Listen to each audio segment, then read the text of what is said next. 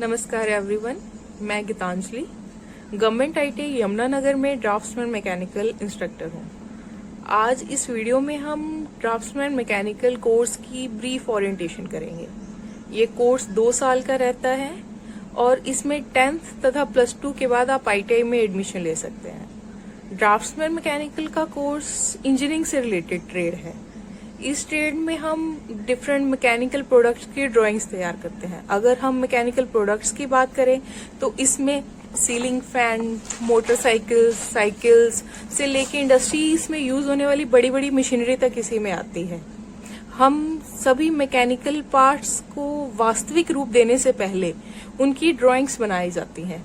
इन drawings को हम engineering drawings बोलते हैं और ड्राफ्ट्समैन मैकेनिकल के कोर्स में यही आपको सिखाया जाता है। इंजीनियरिंग ड्राइंग्स इंजीनियरिंग की लैंग्वेज भी कहलाती हैं। इस कोर्स की 2 साल की अवधि में हम फर्स्ट ईयर में कन्वेंशनल मेथड स्टडी करते हैं ड्राइंग करने के, जिसमें हम पेपर, इंस्ट्रूमेंट बॉक्स और पेंसिल्स यूज करते हैं। इसके अलावा इस कोर्स के तहत आपको और ट्रेड्स के रिगार्डिंग भी पढ़ना पड़ता है।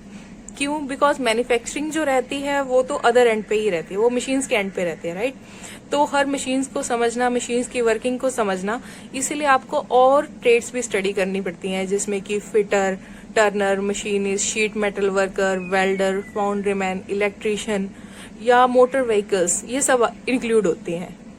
और अगर हम सेकेंड ईयर की बात करें तो सेकेंड ईयर में आप मॉडर्न ड्राइंग के मेथड्स पे काम करते हैं, जिसमें कि AutoCAD, solid works, 3D modelling वगैरह आते हैं। इसके तहत आप न्यू मशीन्स की ड्राइंग्स बनाना, मशीन के पार्ट्स को असेंबल करना, उनकी एनोटेशन करना, बिल ऑफ मटेरियल फॉर्म करना सीखते हैं।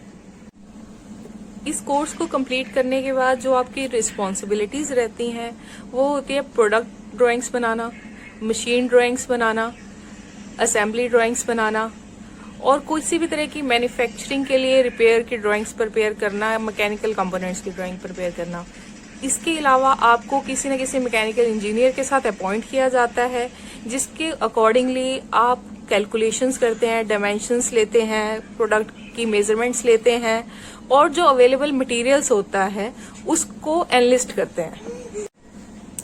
आफ्टर कंप्लीटिंग दिस कोर्स, अगर हम जॉब और अप्रेंटिसशिप की बात करी जाए तो आप एज ए ड्राफ्ट्समैन जाते हैं।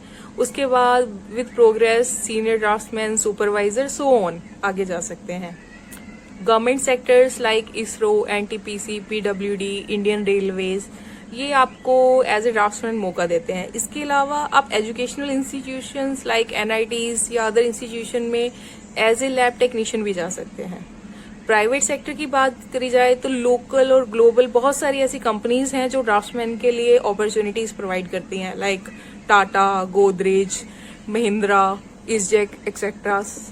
ड्राफ्ट्समैन मैकेनिकल के कोर्स के बाद सेल्फ एम्प्लॉयमेंट की बात करें तो आप अपना कैड सेंटर के ट्रेनर की तरह काम कर सकते हैं। इसके अलावा अपनी एक रजिस्टर्ड स्मॉल स्केल फर्म खोल सकते हैं, जिसमें आप अदर इंडस्ट्रीज को as a third party design और ड्राइंग की सर्विसेज अवेलेबल करवा सकते हैं। और बीइंग अ फ्रीलांसर, आजकल इंटरनेट पे बहुत सारी वेबसाइट्स अवेलेबल हैं, लाइक upwork.com, cadcrowd.com, नौकरी, इंडीड या freelancer.in। ये सारी घर बैठे ही आपको फ्रीलांसर ड्राइंग का काम करने की अपॉर्चुनिटीज प्रोवाइड करते हैं, जिससे आप अच्छी अर्निंग भी कर सकते हैं।